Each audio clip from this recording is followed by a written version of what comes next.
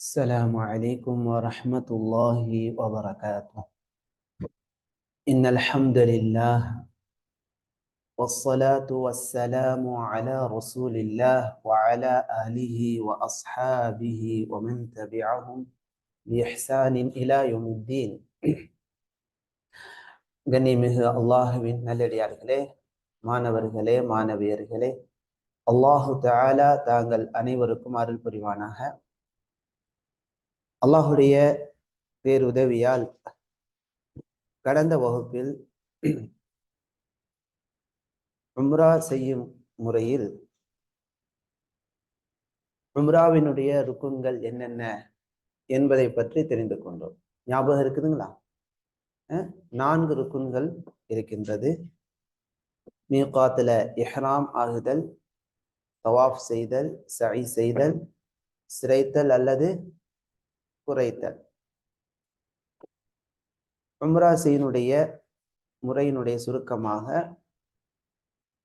மீகாத்தில் செய்ய வேண்டிய சுன்னாக்களை கடந்த வகுப்பில் அறிந்து கொண்டோம். மீகாத்தில் செய்ய வேண்டிய சுன்னாக்கள். மீகாத் என்னென்ன? அல்லாஹ்வின் தூதர் ஸல்லல்லாஹு அலைஹி வஸல்லம் உம்ரா செய்ய வரக்கூடியவங்க, ஹஜ் செய்ய வரக்கூடியவங்க இந்த மீகாத்தை கடக்கும் போது இஹ்ராம் அணிந்த நிலையில் உம்ரா அல்லது ஹஜ் செய்வதற்கான அந்த நிய்யா செய்து தல்பியா மொழிந்து உள்ள நுழையக்கூடிய நிலையை ஏற்படுத்தி இருக்கிறாங்க. இந்த மீகாத் என்னென்ன? யலம்லம் சொல்லுங்க, கர்னுல் மனாசில், ذات عرق, ذுல் ஹுலைஃபா, ஜுஹ்ஃபா. 5 இடங்களை நபி அவர்கள் சொல்லி கொடுத்திருக்கிறாங்க. மீகாத்தில் செய்ய வேண்டிய சுன்னாக்கள் என்னென்ன என்பதை பற்றி கடந்த வகுப்பில் நாம் பார்த்தோம். சரிங்களா? பெரிய பிள்ளையா இருக்கக்கூடியவங்களுக்கு அவங்க பெரிய வயதாக ஆகும்போது கடைபிடிக்க வேண்டிய ஒழுக்கங்களையும் நாம போன வகுப்புல நினைவுபடுத்தினோம். அதையெல்லாம் பெரியவங்களாக உள்ளவங்க வாழ்க்கையில கடைபிடிக்கணும்.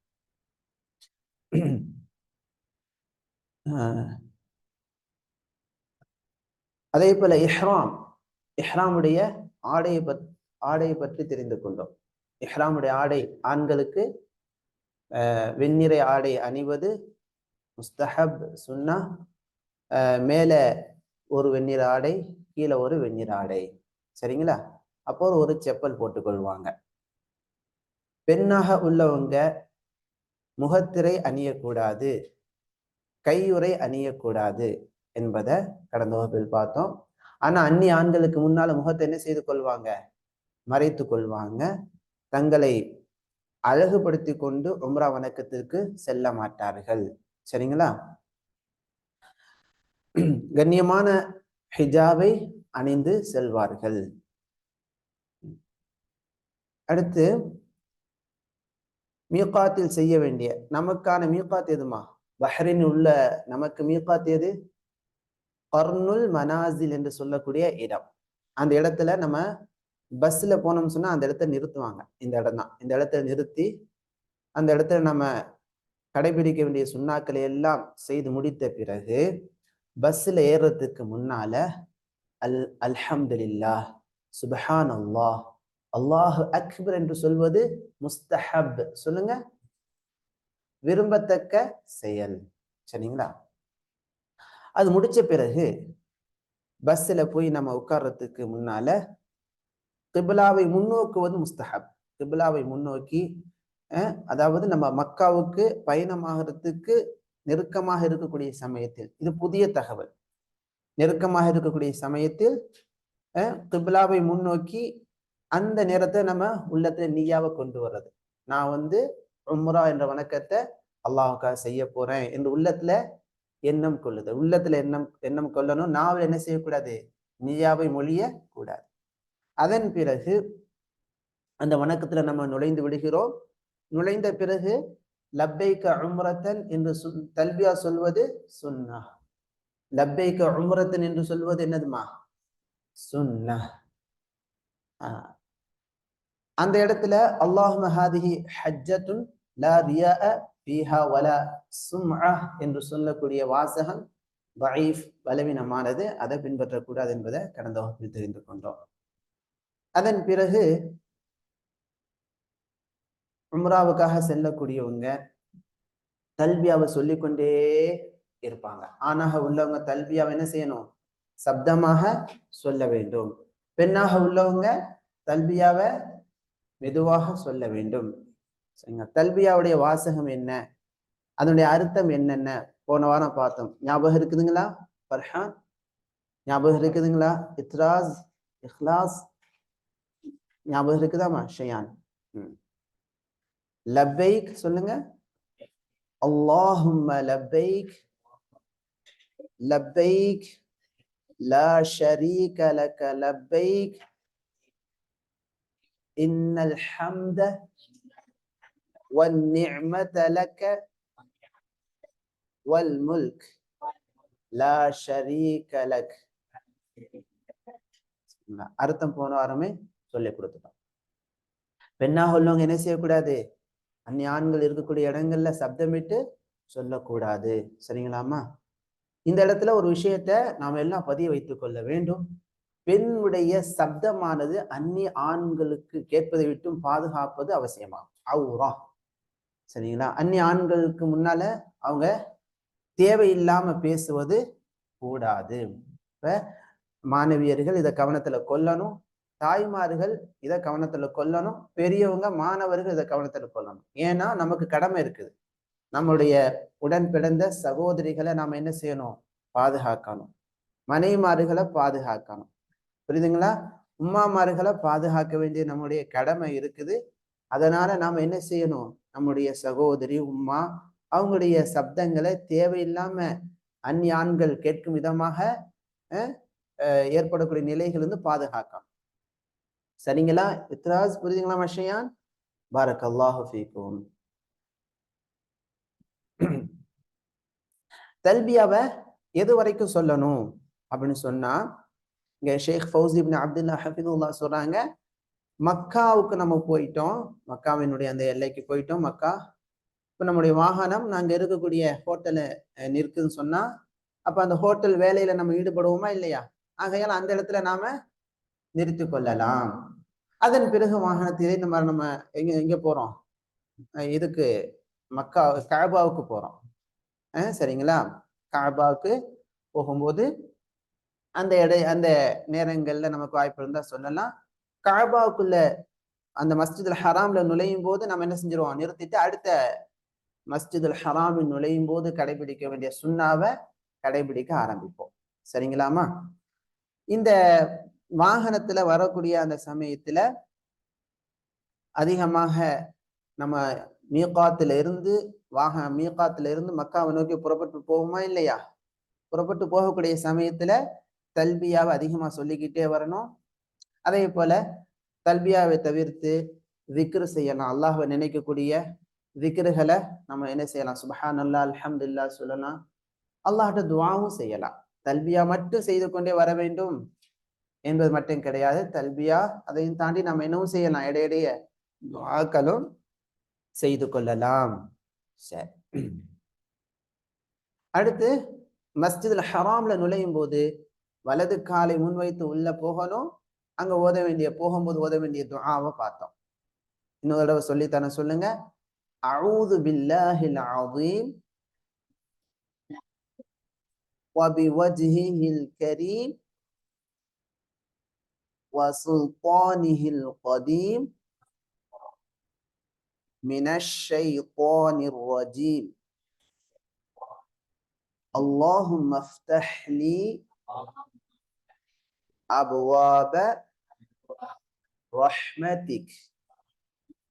இந்த இடத்துல கஅபாவை பார்த்த உடனேயே இஹ்ராம் அணிந்தவங்க கையை உயர்த்தி அல்லாஹும்ம ஜித் ஹாதல் பைத தஷ்ரீஃபா வ தஅதீமா வ தக்ரீமா வ மஹாபா என்று சொல்வது தஈஃப், பலவீனமான செய்தியாகும். அதுக்கு ஆதாரம் இல்லை. சரிங்களா? அதனால அதை செய்ய மாட்டோம். கஅபா பார்த்த உடனே கையை என்ன செய்யறது? கையை உயர்த்திட்டு இந்த துஆவை அல்லாஹும்ம ஜித் ஹாதல் பைத தஷ்ரீஃபன் வ தஅதீமா வ தக்ரீமா வ மஹாபா என்று சொல்வது தஈஃப். அதை செயல்படுத்த மாட்டோம். அடுத்து இது வரைக்கும் போன வாரம் நம்ம பார்த்துட்டோம். இப்பதான் புதுசா பார்க்கிறோம். மஸ்ஜிதுல் ஹராம்ல நுழைந்த உடனே அங்க என்ன கிடையாது, தஹியத்துல் மஸ்ஜித் தொழுகை கிடையாது. நேர என்ன செய்ய போகணும், உம்ரா செய்ய போறவங்க நேர தவாஃப் செய்ய போகணும். தவாஃபிற்காக கஅபாவை நோக்கி போகணும். கஅபாவில் ஹஜருல் அஸ்வத் இருக்கக்கூடிய அந்த கார்னர், அந்த மூலை நோக்கி போகணும்.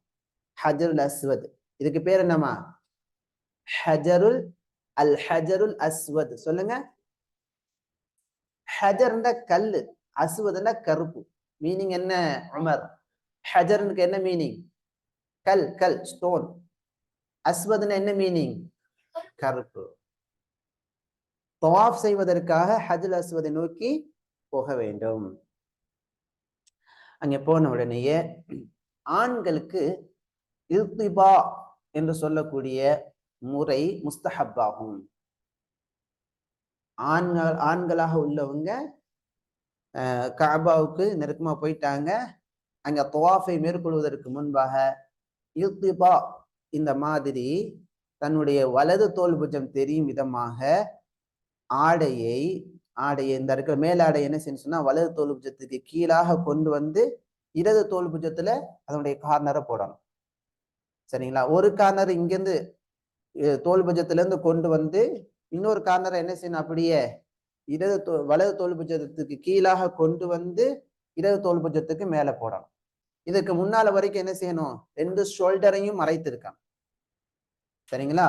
தவாஃப் செய்யறதுக்கு முன்னால ஆண்கள் மட்டும் என்ன செய்வாங்க, வலது தோல் புஜம் தெரியும் விதமாக ஆக்கி கொள்வாங்க. இப்படி ஆக்கி கொள்றது என்னதுமா, முஸ்தஹப். சொல்லுங்க, முஸ்தஹப். விரும்பத்தக்கது, செய்தா அதற்கு நன்மை உண்டு. முஸ்தஹப். 7 சுற்றுகளிலும் இந்த மாதிரியான நிலையில ஆண்கள் இருப்பாங்க. 7 சுற்றுகளிலும். தவாஃப், ஒரு தவாஃப் என்பது 7 சுற்றுகள் கொண்டது. என்னதுமா, ஒரு தவாஃப். சரி. தவாஃப் உடைய ஆரம்பத்துல ஹஜ்ருல் அஸ்வதை நோக்கி வர வேண்டும். சரிங்களா? இதான் ஹஜ்ருல் அஸ்வத்.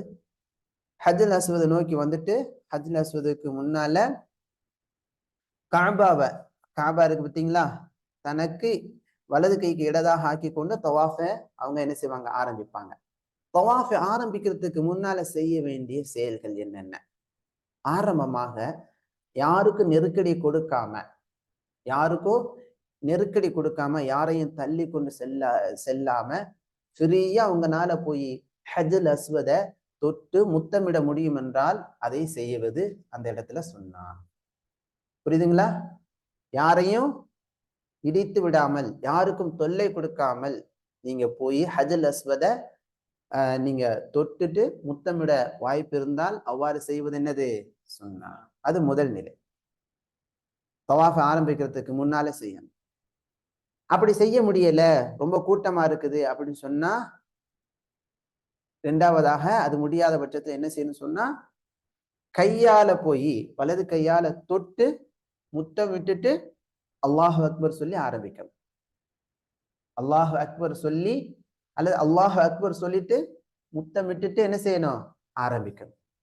முதல் நிலை என்னது, அல்லாஹு அக்பர் சொல்றீங்க, கையால தொட்டு வாயால முத்தமிட வாய்ப்பு இருந்தால் வாயால முத்தம் விட்டுட்டு தவாஃப் ஆரம்பிக்கணும்.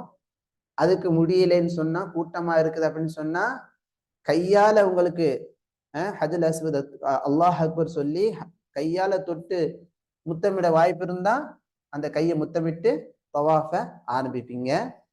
அதுக்கு முடியலன்னு சொன்னா, ஏதாவது கம்பு கையில இருக்குது, வேற ஏதாவது பொருள் இருக்குன்னு சொன்னா அந்த பொருளால ஹஜ்ருல் அஸ்வதை தொட்டுட்டு அதை முத்தமிட்டுட்டு நீங்க என்ன செய்யலாம், ஆரம்பிக்கலாம். அதற்கு முடியவில்லை என்று சொன்னால், நம்ம எந்த இடத்துல நிக்கிறோமோ, ஃபுல்லா கூட்டமா இருக்குது, நம்ம எந்த இடத்துல நிக்கிறோமோ அந்த இடத்துல நின்று ஹஜ்ருல் அஸ்வதை அப்படி ஹஜ்ருல் அஸ்வதை முன்னோக்கி வலது கையை உயர்த்தி அல்லாஹ் அக்பர்னு சொல்லிட்டு என்ன செய்யணும், அல்லாஹ் அக்பர் என்று சுட்டி காட்டிய பிறகு தவாஃப ஆரம்பிக்கணும். கையால் சுட்டி காட்டிய பிறகு முத்தமிடுதல் என்பது என்ன கிடையாது, கையை முத்தமிடுறது என்பது கிடையாது. புரியுதாமா முசைது? சரி, இப்படிதான் இந்த தவாஃபை நாம ஆரம்பிக்கணும். தவாஃப செய்யும் போது யாருக்கு என்ன செய்யக்கூடாது, இடையூறு கொடுக்க கூடாது. சரிங்களாமா? இதே போல நல்லா கவனிங்க, ஹஜ்ருல் அஸ்வதுல இருந்து முசைது ஹஜல் அஸ்வதுல இருந்து தவாஃப் ஆரம்பிச்சிங்கம்மா, இங்க அப்படியே சுற்றிட்டு நீங்க உங்களால நேரடியாக தக்பீர் சொல்லி முத்தமிட முடிஞ்சுச்சுன்னா அப்படி செய்வீங்க.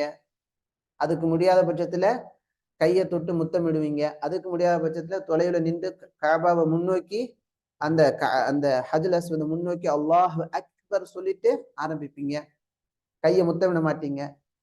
ஆனா நேரம் முன்னோக்க முடியல, கூட்டமா இருக்குது, நடக்க நிலையில தான் சொல்ல வேண்டிய சூழ்நிலையா இருக்குன்னா அப்ப முன்னோக்காவிட்டால் பிரச்சனை இல்லை என்ற கருத்தையும் அறிஞர்கள் முன்வைக்கிறாங்க. சரிங்களாமா? சரி. ஒவ்வொரு தவாஃபிலையும் ஒவ்வொரு சுற்றிலையும் இதே போல செய்யணும். கவனிங்க, தவாஃப்ல ஹஜல் அஸ்வத் ஆரம்பித்தீங்க, கவனிங்கம்மா, ஸ்கிரீனை பாருங்க. ஹஜல் அஸ்வத் ஆரம்பிக்கிறீங்க, இப்படியே சுத்தி இப்படியே இங்க வரும்போது திரும்பவும் இதே போல என்ன செய்யணும்? இதே போல ஆரம்பிக்கும் போது ஒண்ணு நேரடியாக தக்பீர் சொல்லி முத்தமிட முடிந்தால் முத்தமிடுதல், அல்லது தொட்டு முத்தமிடுதல், அல்லது கையால சுட்டி காட்டி அல்லாஹ் அக்பர் சொல்லி ஆரம்பிக்கிறது. வலது கையால சுட்டி காட்டணும், இடது கையல்ல வலது கை. சரி, புரியுதுங்களாமா?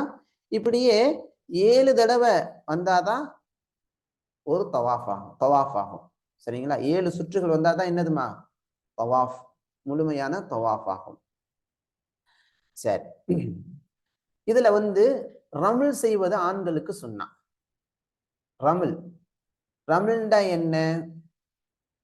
புதிய ஒரு தகவல் நம்ம ஷேக் ஆதாரத்தின் அடிப்பில் இங்க கொடுத்திருக்கிறாங்க. ரமிழ் என்பது முதல் 3 சுற்றுகளில், சரிங்களாமா, முதல் 3 சுற்றுகளில் 8களை நெருக்கமாக வைத்து விரைவாக செல்லுதல். எதுல இருந்து எதுவரை செல்லணும் அப்படின்னு சொன்னா, ஹஜ்ஜல் அஸ்வதுல இருந்து ஆரம்பிக்கிறீங்க. ஹஜ்ஜல் அஸ்வதுல இருந்து ஆரம்பித்து அப்படியே ருக்குனுல் யமான் வரைக்கும் கொஞ்சம் விரைவாக சென்றுட்டு ருக்குல் யமான்ல என்ன செய்யறோம்? ருக்குல் யமான்ல நார்மலாக நடக்க ஆரம்பித்து ஹஜ்ஜல் அஸ்வதுக்கு நார்மலா நடந்து வரும். இது ஒரு புதிய தகவல். சரிங்களா? இந்த ருக்குனுல் யமான்ல வாய்ப்பு இருந்தா ருக்குனுல் யமானை தொடுவது முஸ்தஹப். ருக்குனுல் யமானை தொடுவது என்னது? அது ஒரு சுன்னா. ருக்குனுல் யமானை தொட முடியல, கூட்டமா இருக்குன்னு சொன்னா பிரச்சனை இல்லை. அப்படியே நம்ம என்ன செய்யணும்? ருக்குனுல் யமானை கடந்து வர வேண்டும். புரியுதுங்களாமா? இந்த கார்னருக்கு பேர் என்ன? ஷயான். இந்த கார்னருக்கு பேர் என்ன? இந்த கார்னருக்கு பேர் என்னமா? ருக்குனுல் யமான். சொல்லுங்க, யமான். இந்த கார்னருக்கு பேர் என்ன? ஹஜ்ஜல் அஸ்வதுள்ள கார்னர். சரிங்களாமா? சரி. ரமிழ்னா என்ன மீனிங்? அது பின்னால பார்ப்போம், முடிச்சிருவேன் நீங்க பாடத்தை. ரமிழ்னா என்ன மீனிங்? ரமிழ்னா என்ன மீனிங்மா? விரைவாக 8களை நெருக்கமாக வைத்து செல்வதற்கு பெயர் ரமிழ். முதல் 3 சுற்றுகளில் இவ்வாறு செல்வது சுன்னா. சரிங்களா? மீதமுள்ள 4 சுற்றுகளில் நார்மலாக நடந்து போக வேண்டும். சரிங்களா? அடுத்து பாருங்க, தவாஃப் செய்யும் போது ஹிஜ்ர் என்ற இந்த பகுதியின் உள்ளாக தவாஃப் செய்வது கூடாது. அதை தாண்டிதான் என்ன செய்ய வேண்டும்? தவாஃப் செய்ய வேண்டும். சரிங்களாமா? அப்போ ஒரு தவாஃப்ல ஒரு சுற்று என்பது ஹஜ்ஜல் அஸ்வதுல இருந்து ஆரம்பித்து அப்படியே சுற்றி ஹஜ்ஜல் அஸ்வதுல முடியும் போது அது என்னது? ஒரு சுற்று. இதே போல 7 சுற்றுகள் முடிந்தாதான் அதற்கு பேர் என்ன? ஒரு தவாஃப். சரிங்களாமா? தவாஃப். ருக்குல் யமான் கிட்ட வரும்போது தொடுவது என்னது? தொடுவது முஸ்தஹப். முஸ்தஹப் ஆகும். ஆனா தொட முடியல, கூட்டமா இருக்குன்னு சொன்னா அப்படியே கடந்து செல்வோம். ஆனா ருக்குனுல் யமான சுட்டி காட்டி முத்தமிடுவதோ அந்த இடத்துல தக்பீர் சொல்வதோ கிடையாது என்பதை விளங்கிக்கணும். ருக்குனுல் யமான்ல போய் அதை சுட்டி காட்டி தக்பீர் சொல்றது, அந்த இடத்துல முத்தமிடுறதுலாம் கிடையாது. அது தொட மட்டும் முடிந்தால் தொடுவது அது முஸ்தஹப். தொட முடியலன்னு சொன்னா கடந்து செல்ல வேண்டும். ருக்குனுல் யமான், ருக்குனுல் யமான், அருக்குனுல் யமானியு என்று உச்சரிப்போட சொல்லலாம். அடுத்து பாருங்க, இந்த அருக்குனுல் யமானியுக்கும் அல் ஹஜ்ருல் அஸ்வதுக்கும் மத்தியில் ரப்பனா ஆத்தினா ஃபித் துன்யா ஹஸனா வஃபில் ஆখিরাতি ஹஸனா வகினா அஸாபன்னார் என்ற துஆ ஓத வேண்டும் என்று வரக்கூடிய அறிவிப்பானது ஹதீஸுன் தஈஃபுன். சொல்லுங்க, ஹதீஸுன் தஈஃபுன், பலவீனமான ஹதீஸ் ஆகும். எனவே அதை கொண்டு நாம் என்ன செய்ய மாட்டோம்? அமல் செய்ய மாட்டோம். மாறாக தவாஃபின் போது குறிப்பிட்ட திக்ர் செய்ய வேண்டும் என்ற குறிப்பு கிடையாது. எந்த திக்ர் வேணா நீங்க செய்யலாம். சுப்ஹானல்லாஹ் சொல்லலாம், அல்ஹம்துலில்லாஹ் சொல்லலாம், அல்லது பாமன்னிப்பு தேடலாம். புரியுதுங்களா? ஜாஃபர் சிரிங்க, சிரிப்பு வந்தா சிரிங்க, அதெல்லாம் ஒன்றும் பிரச்சனை இல்லை. பாரக்கல்லாஹ் ஃபீக்கும். நீங்க வேண்டிய துஆக்களை செய்யலாம், வேண்டிய துஆக்களை செய்யலாம். ஆனா குறிப்பிட்ட இந்த துஆ தான் இந்த இடத்துல செய்ய வேண்டும் என்பதற்கு என்ன கிடையாது? ஆதாரம் கிடையாது. சரிங்களாமா? சரி. அதே சமயத்துல யாருக்கு என்ன செய்யக்கூடாது? தவாஃப் செய்யும் போது பிறருக்கு இடையூறு தரும் விதமாக நடந்து கொள்ளக்கூடாது. தவாஃபின் இடையில நமக்கு களைப்பா இருக்குன்னா உட்கார்ந்து கொஞ்சம் ஓய்வு எடுத்துட்டு அந்த இதுல விட்டோமோ அதுல இருந்து அப்படியே கண்டினியூ பண்ணலாம். சரிங்களாமா? அதே போல தவாஃபுக்கு இடையில சின்ன சின்ன வார்த்தைகள் நம்ம பக்கத்துல வரவங்க கூட பேச வேண்டிய சூழ்நிலைன்னா தாராளமா பேசலாம். அதனால என்ன கிடையாது? குற்றம் கிடையாது. புரியுதுங்களா ஃபர்ஹான்? உம்ரா செஞ்சா இதெல்லாம் கரெக்டா ஃபாலோ பண்ணுவீங்களா? குறிப்பா இதைத்தான் சொல்லணும் என்பதற்கு ஆதாரம் இல்லை. நீங்க துஆ செய்யலாம், பாவமன்னிப்பு தேடலாம். சரிங்களா? அதே போல குர்ஆன் வசனங்களை கூட நீங்க என்ன செய்யலாம்? ஓதலாம். உங்களுக்கு தெரிஞ்ச சூறாக்களை ஓதிக்கிட்டே போகலாம். துஆ, குர்ஆன்ல வரக்கூடிய துஆக்களை நீங்க செய்யலாம். குறிப்பிட்ட இதுதான் செய்யணும் என்ற ஆதாரம் கிடையாது. சரி, இப்படியே நீங்க கரெக்டா 7 சுற்றுக்களை முடிச்ச உடனேயே தவாஃப் முடிஞ்சிருச்சு. நீங்க ஆரம்பத்துல இல்திபா பண்ணீங்களா இல்லையா? வலது தோல் பூஜ்ஜியம் தெரியுற மாதிரி ஆக்குனீங்களா? இப்ப என்ன செஞ்சிடணும்? சுற்று முடிஞ்ச உடனேயே ஃபுல்லா கவர் பண்ணிடணும். 2 ஷோல்டர் என்ன செஞ்சிடணும்? கவர் பண்ணணும். சில பேர் கவர் பண்ணாம இருக்கிறாங்க. கவர் பண்ணணும். புரியுதுங்களாமா? கவர் பண்ணிட்டு இந்த மாதிரி கண்ணியமா ஆக்கி கொள்ளணும். அடுத்த வணக்கமாக நம்ம என்ன செய்யணும்னு சொன்னா, அடுத்த வணக்கம் மகாம் இப்ராஹிம். சொல்லுங்க. மகாம் இப்ராஹிம்ல போய் தொழுகிறது. அதுக்கு பக்கத்துல அதுக்கு பின்னால போய் தொழுகிறது சுன்னா. மகாம் இப்ராஹிம் இந்த மாதிரி கூடாரம், இந்த மாதிரி கூடாரத்துல உள்ள இப்ராஹிம் அலைஹிஸ்ஸலாம் நின்ற அந்த அடையாளம் இருக்குது. அங்க கஅபா இது இங்க நோக்கில எட்டி பார்க்கலாம். வாய்ப்பு இருந்தா எட்டி பார்க்கலாம். கூட்டமா இருந்தா யாரையும் என்ன செய்யக்கூடாது? யாருக்கும் தொல்லை கொடுக்க கூடாது. கூட்டமா இருந்துச்சுன்னா எந்த இடத்துல வாய்ப்பு இருக்கோ அந்த இடத்துல நாம 2 ரக்காத்து தொழுகிறது சுன்னா. அந்த இடத்துக்கு நெருங்கும் போது சொல்லுங்க, வத்தஹிது மின் மகாமி இப்ராஹிம முஸல்லா, واتخذوا من مقام إبراهيم مصلى. சொல்லுங்க.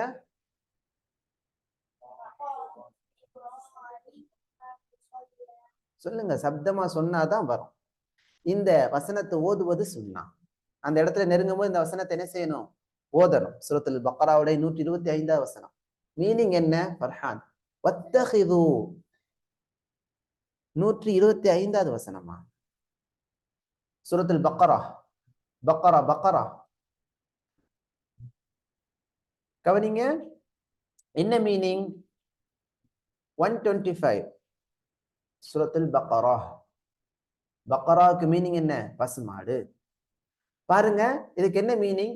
வத்தஹிது எடுத்துக்கொள்ளுங்கள், மின் மகாமி இப்ராஹிம இப்ராஹிம் அலைஹிஸ்ஸலாம் நின்ற இடத்தை எடுத்துக்கொள்ளுங்கள், முஸல்லா தொழுமிடமாக எடுத்துக்கொள்ளுங்க என்று அல்லாஹ் கட்டளையிடுகிறான்.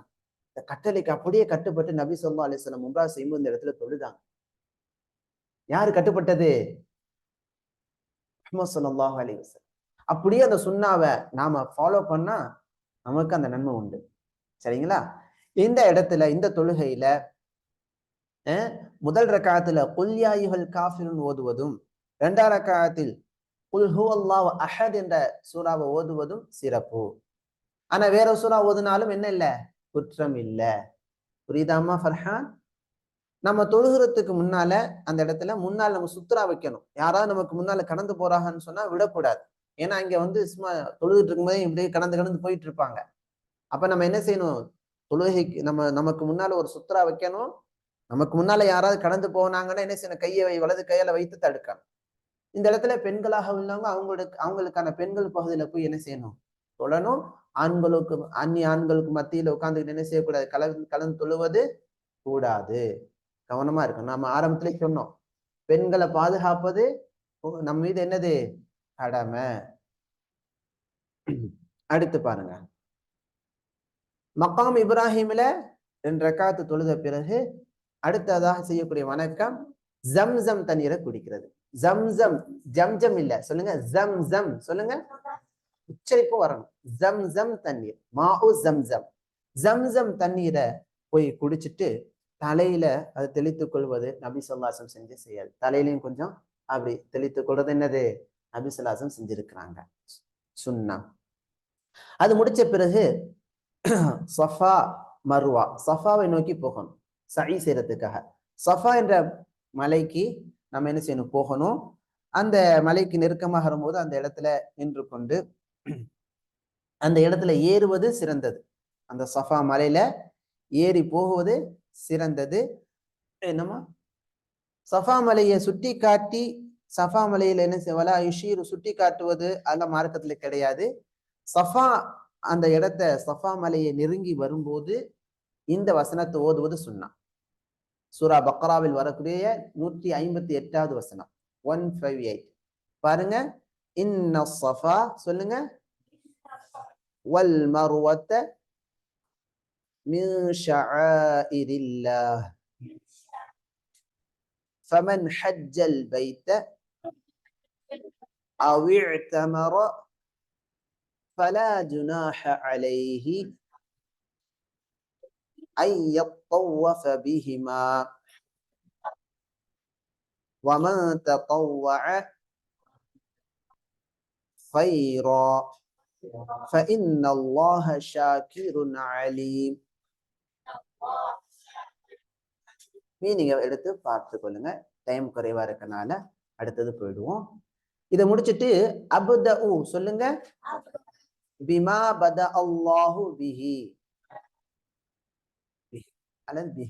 என்று சொல்ல வேண்டும். சொல்லிட்டு நம்ம சஃபால இருந்து ஆரம்பிக்கணும். அல்லாஹு தஆலா இந்த வசனத்துல இன்ன ஸஃபா வல் மர்வா, நிச்சயமாக சஃபாவும் மர்வாவும் அல்லாஹுடைய அடையாளங்களில் உள்ளதாகும் என்று ஆரம்பிக்கின்றான்.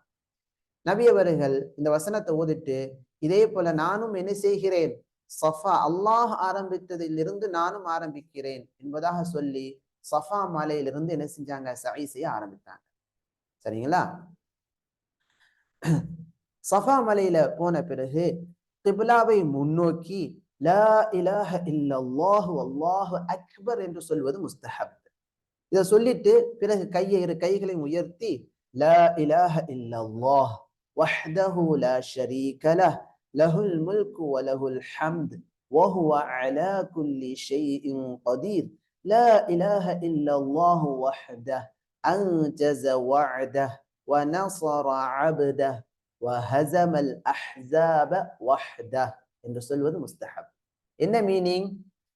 லா இலாஹ இல்லல்லாஹ், வணங்குவதற்கு தகுதியானவன் அல்லாஹ்வை தவிர வேறு யாரும் இல்லை, அவன் தனித்தவன், அவனுக்கு இணை துணை இல்லை, அவனுக்கே ஆட்சி அதிகாரம் சொந்தமானது, அவனுக்கே புகழ் அனைத்தும் சொந்தமானது, அவனே அனைத்து பொருட்கள் மீதும் சக்தி பெற்றவனாக இருக்கின்றான்.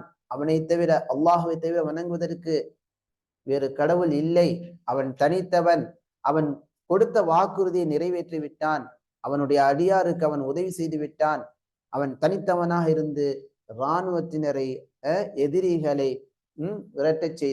விரட்டி அடித்து விட்டான். சரிங்களாமா? இந்த இந்த திக்ர 3 தடவை சொல்லணும். 3 தடவை சொல்லணும். ஒரு தடவை சொன்ன பிறகு வேண்டிய துஆக்களை நம்ம செய்யலாம். அடுத்து 2வது தடவை சொல்லிட்டு அடுத்து வேண்டிய துஆவை நாம செய்யலாம். சரிங்களா? இந்த மாதிரி 3 தடவை செய்யணும். கஅபா முன்னோக்கி செய்யறது முஸ்தஹப். அடுத்து பாருங்க, அப்படியே நாம சஃபாவில முடிச்சுட்டு மர்வா நோக்கி செல்வோம். செல்லும் போது பச்சை நிற விளக்குகள் லைட் இருக்கும். அந்த இடத்துல ஆண்கள் முடிந்த அளவு விரைவாக ஓடுவது. சரிங்களா? முடிந்த அளவு விரைவாக இந்த இடத்துல ஓட வேண்டும். பெண்கள் இந்த இடத்துல என்ன செய்ய மாட்டாங்க, விரைவாக செல்ல மாட்டார்கள், நார்மலா தான் நடந்து போவாங்க. அதே போல மர்வா மலையை அடைந்த பிறகு சஃபாவில செய்தது போல கிப்லாவை முன்னோக்கி அந்த திக்ருகளை நம்ம என்ன செய்யணும், ஓத வேண்டும். 3 தடவை ஓதுவோம். ஒரு தடவை ஓதி முடித்த பிறகு வேண்டிய துஆவை செய்யலாம். 2வது தடவை ஓதி முடிச்சுட்டு வேண்டிய துஆ செய்யலாம். 3வது தடவை ஓதிட்டு அதுக்கடுத்து நம்ம என்ன செய்வோம், அடுத்ததாக சஃபாவை நோக்கி போவோம். சரிங்களா? அப்ப சஃபால இருந்து மருவா 1, மருவால இருந்து சஃபா 2, இப்படி எத்தனை தடவை வர வேண்டும்? 7 தடவை வர வேண்டும். கடைசியாக நாம முடிப்பது எங்கே முடிப்போம்? மருவால போய் முடிப்போம். அதே போல இந்த பச்சை நிற விளக்கு வரக்கூடிய இடத்துல ஆண்கள் என்ன செய்யணும்? ஓடணும். கொஞ்சம் விரைவாக முடிந்த அளவு ஓட வேண்டும். இடையில நம்ம என்ன செய்ய, குறிப்பிட்டு இதைதான் ஓத வேண்டும் என்ற குறிப்பு கிடையாது. ஆகவே திக்ரு செய்யலாம், குர்ஆன் ஓதலாம், பாமன்னிப்பு தேடலாம். சரிங்களா? இடையில களைப்பா இருக்குன்னா கொஞ்சம் உட்காரலாம். அதே போல குர்ஆன் வசனங்களை நீங்க ஓதலாம். அந்த இடத்துல ஓடுவது, இந்த இடத்துல முடிந்தாலும் ஓடுறது, இந்த இடத்துல மட்டும்தான், ஆண்கள் தான், பெண்களுக்கு கிடையாது. பச்சை நிற விளக்குள்ள இடம், வேற இடத்துல ஓடக்கூடாது. பாரக்கல்லாஹு ஃபீக்கும். அதோட இந்த சை முடிந்த பிறகு கடைசியாக மொட்டை போடுவது அல்லது முடி வெட்டுவது. மொட்டை போடுவதுதான் சிறப்பு. சரிங்களாமா? பெண்களாக உள்ளவங்க ஒரு விரலுடைய இந்த நுனி அளவு, ஒரு அங்குலம் அளவு வெட்டி கொள்ள வேண்டும். சரிங்களாமா? இதோட இந்த உம்ராவுடைய வணக்கம் முடிந்து விட்டது. இதற்கு பிறகு உம்ரா என்ற வணக்கத்துக்கு முன்னால ஆகுமானதெல்லாம் இனி ஆகுமாகிடும். உம்ராவுடைய வணக்கத்துல தைக்கப்பட்ட ஆடை போடுவது கூடாது. உம்ரா என்ற வணக்கத்துக்கு நுழைந்த பிறகு எதெல்லாம் தடுக்கப்பட்டதோ அதெல்லாம் இந்த மொட்டை போட்ட பிறகு அல்லது முடி வெட்டிய பிறகு எதெல்லாம் தடுக்கப்பட்டதோ அதெல்லாம் ஆகமானதாக ஆகிவிடும். இதோட இந்த தொடர் முடிந்து விட்டது. இன்ஷா அல்லாஹ் அடுத்த வாரம் துல்ஹிஜ்ஜா மாதத்தினுடைய முதல் 10 நாம் செய்ய வேண்டிய சுன்னாக்கள் என்னென்ன, செய்ய வேண்டிய காரியங்கள் என்னென்ன என்பதை பற்றி இன்ஷா அல்லாஹ் பார்ப்போம். சுப்ஹானக அல்லாஹும்ம பிஹம்திக அஷ்ஹது அன் லா இலாஹ இல்லா அன்த அஸ்தக்ஃபிருக வ அத்தூபு இலைக். அஸ்ஸலாமு அலைக்கும் வ ரஹ்மத்துல்லாஹி வ பரகாத்துஹு.